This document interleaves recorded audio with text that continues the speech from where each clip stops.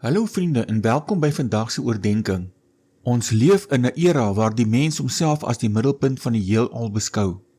Ons word gebombardeer met boodskappe wat sê ons moet in onsself glo, ons eie geluk eerste stel en ons eie koninkrykies bou. Maar wanneer die storms van die lewe toeslaan, besef ons vinnig hoe wankelrig daardie selfgeboude fondamente is. Vandag staan ons stil by die enige ware anker. Maak God die sentrale punt in jou lewe. Ons skrifgedeelte vir vandag kom uit Matteus 6 vers 33. Soek eers die koninkryk van God en sy geregtigheid en al hierdie dinge sal vir julle bygevoeg word. Die Griekse woord vir soek in hierdie konteks dui op 'n intense, dwingende prioriteit. Dit is nie 'n nagedagte nie, maar 'n voortdurende aktiewe strewe. Om God se koninkryk eerste te soek, beteken histories om sy koningskap, koninklike gesag en goddelike wil doelbewus bo elke faset in jou lewe te stel.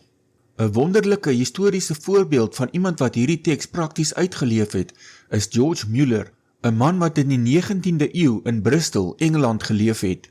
Mueller het deur sy bediening meer as 10.000 weeskinders in sy lewe versorg en vir hulle huisvesting verskaf sonder om 'n vaste salaris te ontvang. Hy het 'n doelbewuste, radikale besluit geneem om nooit mense vir geld, kos of skenkings te vra nie. Hy het God sy absolute sentrale punt gemaak en bloot in gebed sy daaglikse behoeftes voor die Here gelê. Histories is dit opgeteken dat daar oggende was wanneer die duisende kinders reeds aan die tafel gesit het, sonder 'n enkele sny brood of 'n druppel melk in die hele weeshuis.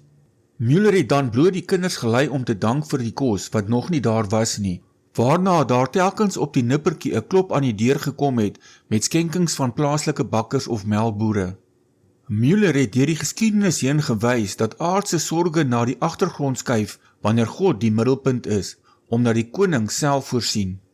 Hier is 'n skriftuurlike feit om onsself aan te herinner. Wanneer God die middelpunt is ons lewens gebou op die mees stabiele fondament in die geskiedenis. In Psalm 125 vers 1 staan daar geskrywe: Die wat op die Here vertrou, is soos die berg Sion wat nie wankel nie, maar bly tot in ewigheid. Histories was die berg Sion die simbool van God se onbeweeglike teenwoordigheid, krag en beskerming te midde van vyandige nasies wat Israel omsingel het. Net soos daardie fisiese berg die eeue deurstaan het, so bly die mens onwankelbaar wie se hele lewe om God draai. Kom ons bid saam. Hemelse Vader, ons bely dat ons so dikwels onsself, ons eie planne en ons eie sorge die middelpunt van ons lewens maak.